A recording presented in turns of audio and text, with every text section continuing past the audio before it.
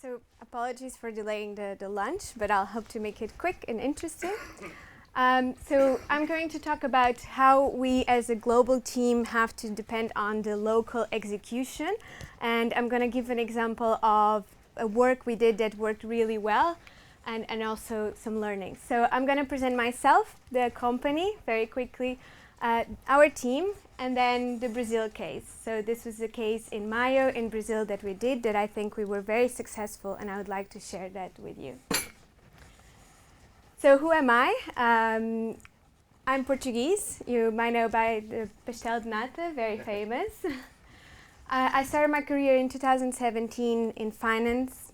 Then I moved to Heinz Solutions, so I was implementing revenue management solution in CPG companies. And finally, I moved to Heinz. So it's very good to be on the client side, I have to say. And when I'm not working, this is me. I love to take my dog on wine dates. Heinz. So a lot of you might know because we have the best ketchup in the world, but we actually have much more. We have more than 200 brands. Kraft and Heinz have merged in 2015, but we have brands that date from 1869. So maybe you recognize some of the brands on the screen and you didn't even know they were Kraft Heinz, and we have some classics. What does it mean to be part of the global team? So, as it was mentioned already today by many of you, it means to understand different market dynamics. So, each local team that we work with, each market has different market dynamics. They have external and internal pressures that vary, and they have different capabilities. And I think as a global team, the most important thing we bring is to have a different approach and understand that if you're dealing with the US, it's very different than if you're dealing with Brazil or Mexico. So what about the global team in Kraft Heinz? So we are the best team, and this is completely unbiased. We are split into 3 pillars: strategy and insights, which is the pillar I'm part of. Transformation, which is all about the processes, and it's led by my colleague JK, who is also here today. And the capabilities, which is about the people and the tools. And our goal is to equip every market, depending on where they are in their maturity journey, to get best-in-class revenue management. But how do we do this? So in the past, we had a lot of ad hoc projects and ad hoc support to the local markets, but we recently decided that we needed a more structured approach. So we came up with this process. And this means that each pillar of our team goes and approaches the market, and it's a 1 to 2 year process. So we wanted it to be long, and we wanted that it was a consistent support. We start by doing a maturity assessment, and that is going to tell us where the market is today in terms of people, processes, capabilities, technology, and where the market wants to be, because also the end goal is different.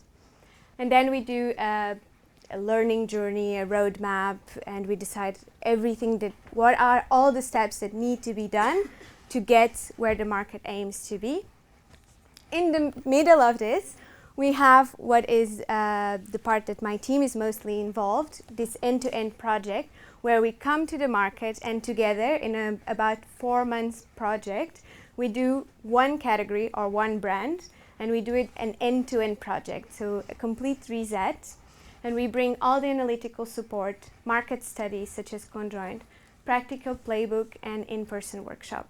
This practical playbook is very important because it's something we leave behind. So we come, we do everything with them, but then we leave, and the goal is that they can apply everything that we've done together to the next category or the next brand, and we can go into a more guiding role. And then, of course, we continue to monitor the evolution, the tracking that everything gets implemented, and making sure that the market is indeed evolving in this journey, because that's the end goal. So very quickly, I think we all know that we come to the market. So Brazil, for example, we look at the category. So who are our main competitors? Hellmann's has 60% of the market. We had, how do we position against them? Who are our consumers? How is the market structured? We look at the price. Can we lead price? Are we followers? What is the price that we have currently and how is our brand perceived? Is it matching? We look at the PPA. We really need to understand if we are in all the occasions, if we have all the right products, the right packs, promotion effectiveness, mix, and together we come up with a plan. And this is very important, especially everything that is not price, because in the past, price was a very important lever, as it was mentioned here already, and I think it was very easy to pass price, but now the things have changed a lot. And so one thing we see is how important it is to bring all the other levers and help the markets to understand how to leverage the other levers that are not price. So the Brazil case, we went in, we needed to do a reset in the mayo category. We had the approach that I just mentioned, looked at all the data, and we found a very complex scenario. So Brazil had, as I said, Unilever had 60% of the market.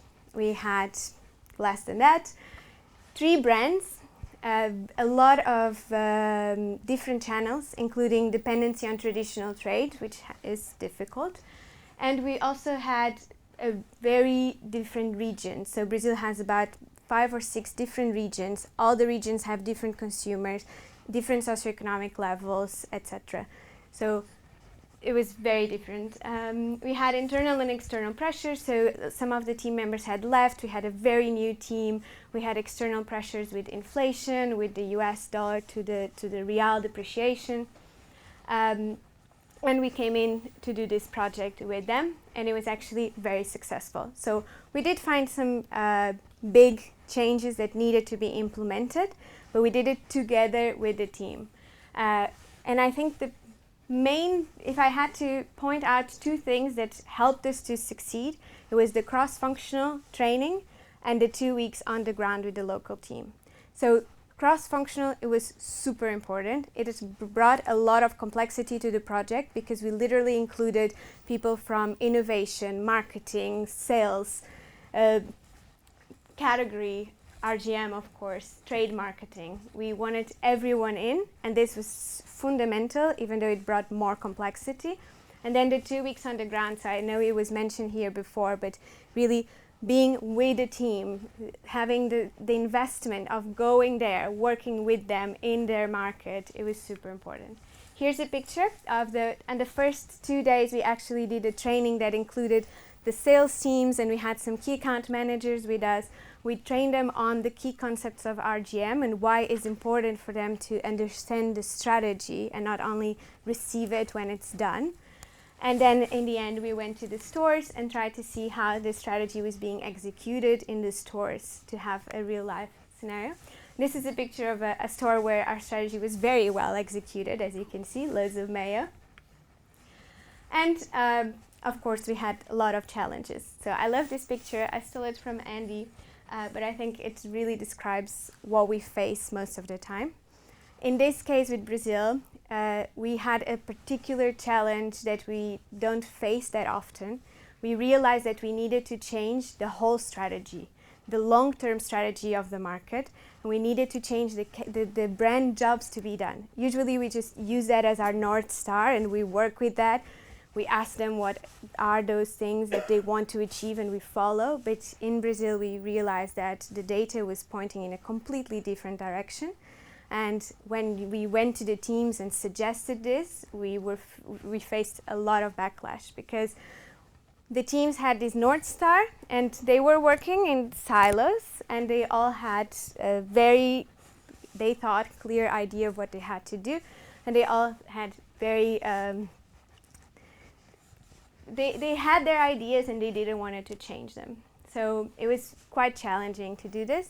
But I think what we brought as a global team, the advantage we bring is that, yes, we listen to the local market, they know better than anyone, but we bring the big picture view. We can see it's an elephant and we can help them see that as well.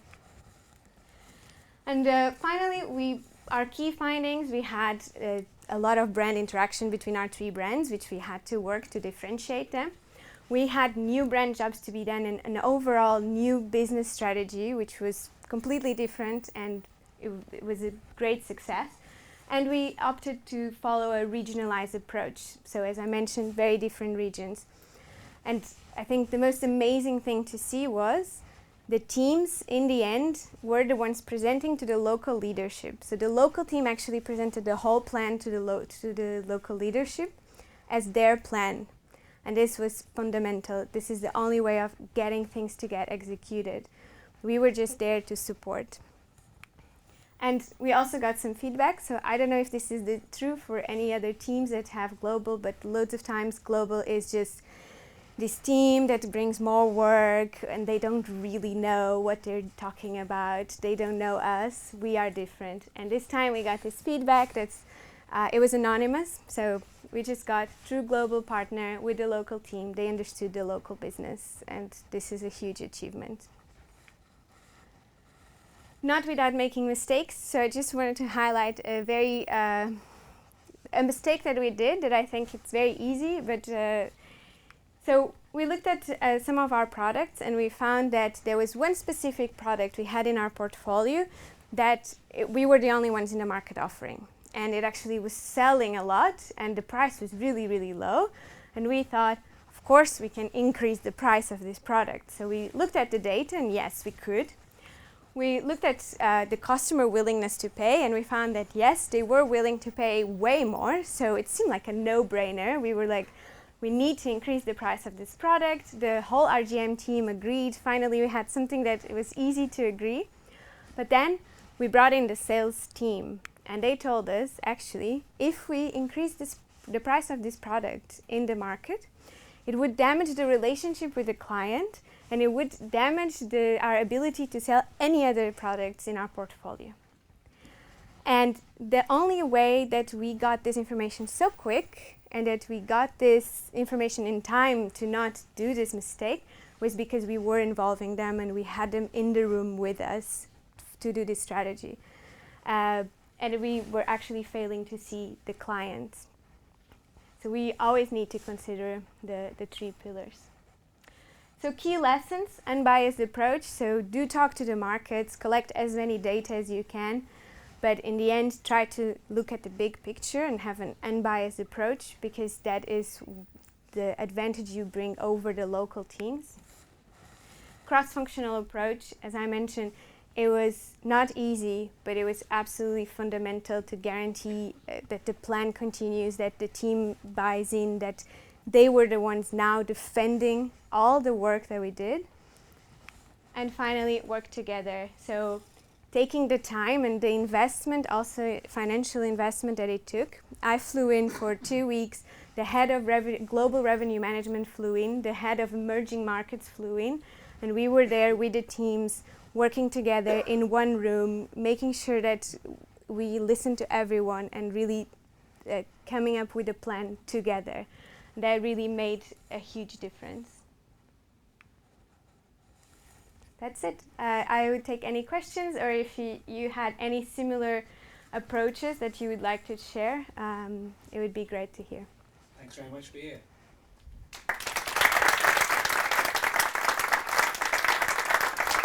Well, firstly, it's quite interesting to see that a sales team were crying wolf on that everything would stop working if they have to do a price increase. I'm sure there's no one here who's been in NAM at some point who's pulled that pull that lever at that point. So, are there any questions? Yeah, Max. You mentioned how I can speak. Come on, we want to hear your lovely accent. You mentioned how you have different strategy for every region. So I was just curious, what was the most successful region? What was the strategy that you used? So actually, because we had 3 brands, we realized that it was really tough to play with 3 brands in all the regions. And actually, the consumers were quite different and they had different preferences. So mapping exactly who were the consumers to each of our brands and understanding where those consumers were in the regions helped us to have a more strategic approach. So we were doing playing more with certain brands in certain regions, and it also helped not to cannibalize our own portfolio. Can I ask you a question? So how does your supply chain deal with, like Brazil being a good example, where actually the regions really do need different products, and obviously everyone's supply chain is trying to optimize and get more efficient, and they don't like small SKUs or small turnover SKUs. Can you tell me a little bit of how you manage to get some of those, let's say some of those pack changes or product changes into your supply chain, going against what I guess are their main objectives, which is, let's say, more efficiency? Yes, so actually in this particular case, we do have 2 factories in Brazil. So it was helpful for the complexity of the supply chain to have a regionalized approach, and we could have a certain factory just working with certain brands. On the other side, we also, for example, with the packs change, we try to avoid creating a complete new pack and try to play with pack wraps or something more easy, or even online promotions, virtual promotions, sorry. So using the toolkit that's available, effectively. Okay. Any more questions? No? Okay. Well, thanks very much. Thank you. Yeah.